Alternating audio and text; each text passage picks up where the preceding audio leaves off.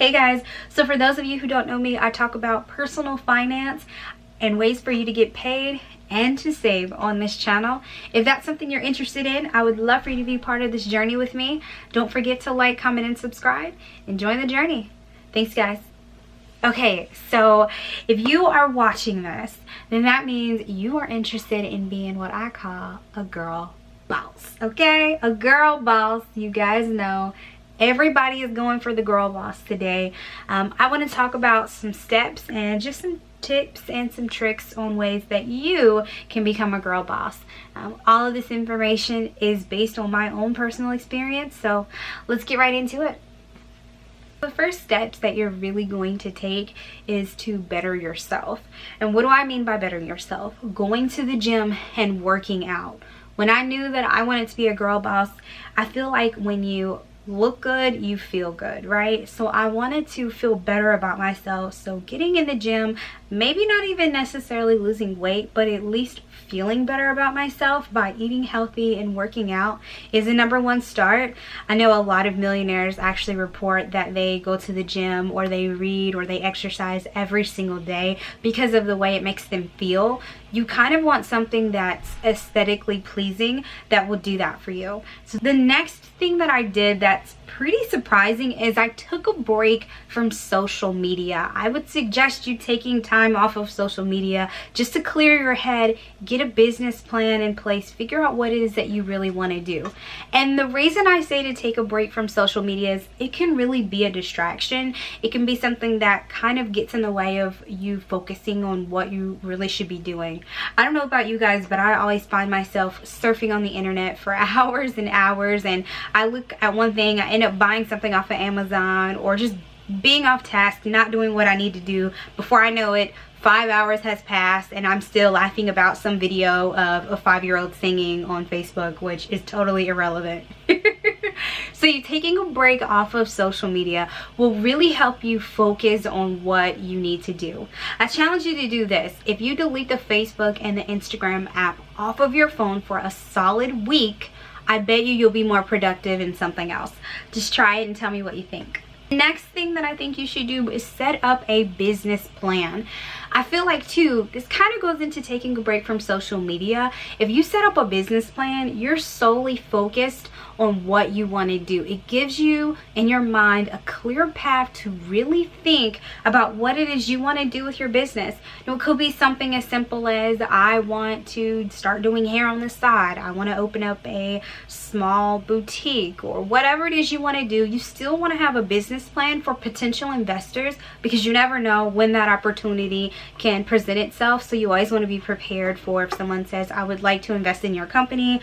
You don't want to just throw them to the website. You want to have something, a business plan, some type of analytics, some type of financial report, or at least something that you think is hopeful. That way they're prepared, they understand you're serious and you're invested in this, and they're able to really just take you seriously. So I would definitely say setting up a business plan for future investors just in case, and just to start off, is #4, surrounding yourself with positive people. Have you ever had toxic people around you and you're trying to do something, you're trying to be successful, you're trying to move forward in life, but you get some of the worst advice, or you feel discouraged and people are kind of pulling you down and you didn't even realize it? Yeah, those are called toxic people that you should probably have exit stage left, because you just don't need that in your life. If you're trying to grow and you're trying to move, you need to be surrounded by people, like-minded people, people that want the same things out of life as you do, or at least want to see you succeed, right? The jealousy, the envy, all of that good jazz is just going to bring you down. It's not going to help you. It's not going to be good for your mind, your spirit, or your body, and it's just a no-go.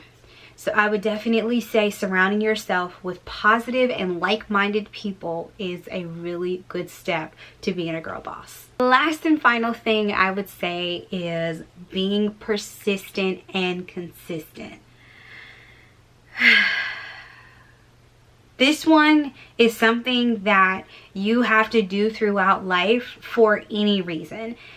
Being persistent and consistent will separate the goods from the greats. I The word for me, the word of the decade for me is consistency. I consistently worked out, which is how I lost 20 pounds.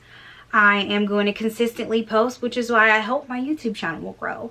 I consistently went to school. I consistently messaged 594 companies, which is how I landed a contract with the Fortune 500 company as an independent consultant.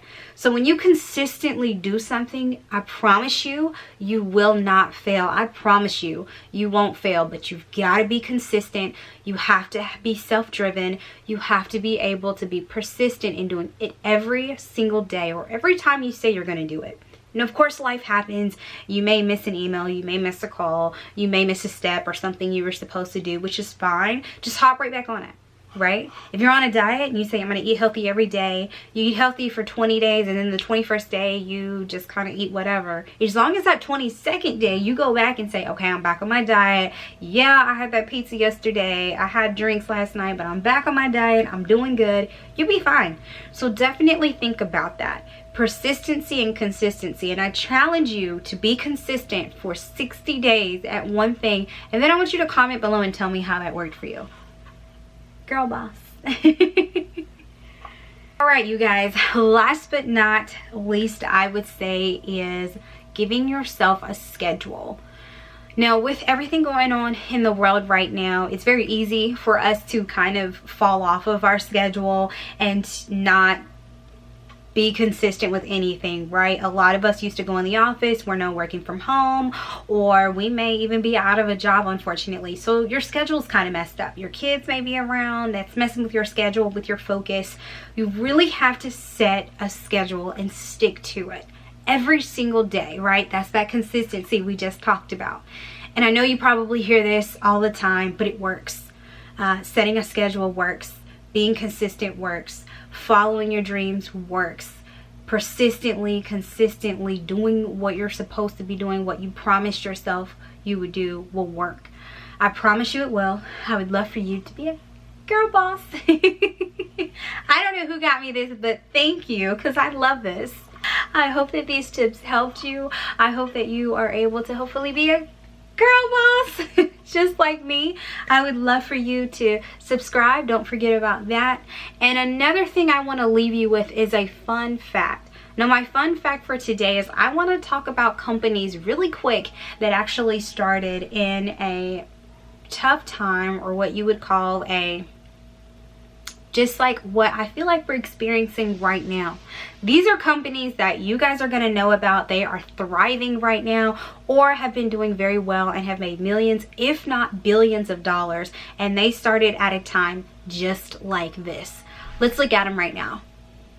The first one is Square. I don't know if you guys know about Square, but it was kind of like this white little thing that you put on your phone and you pay someone. I used to pay my hairstylist with it all the time. I loved it. I thought it was a really good thing. I had no idea it actually started in 2009, but it did. Another one is Slack. Now, Slack is a technology tool that is used when I was going to start learning how to code. They actually communicated and were doing the training on something on a site called Slack. So definitely look that up, but that started in 2009 as well. Another fun one, and two other fun ones, is Venmo. Everyone knows what Venmo is. It's kind of like the Cash App, right? Venmo. So you want to pay someone, they say, well, I accept Venmo. It's kind of like a PayPal, but not exactly. It's an app that you put on your phone. It's huge. Everyone's heard of Venmo. You guys know what I'm talking about.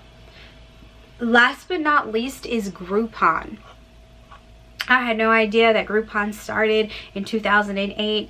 It is huge. It is kind of like a website where you're able to get different coupons for things. It could be something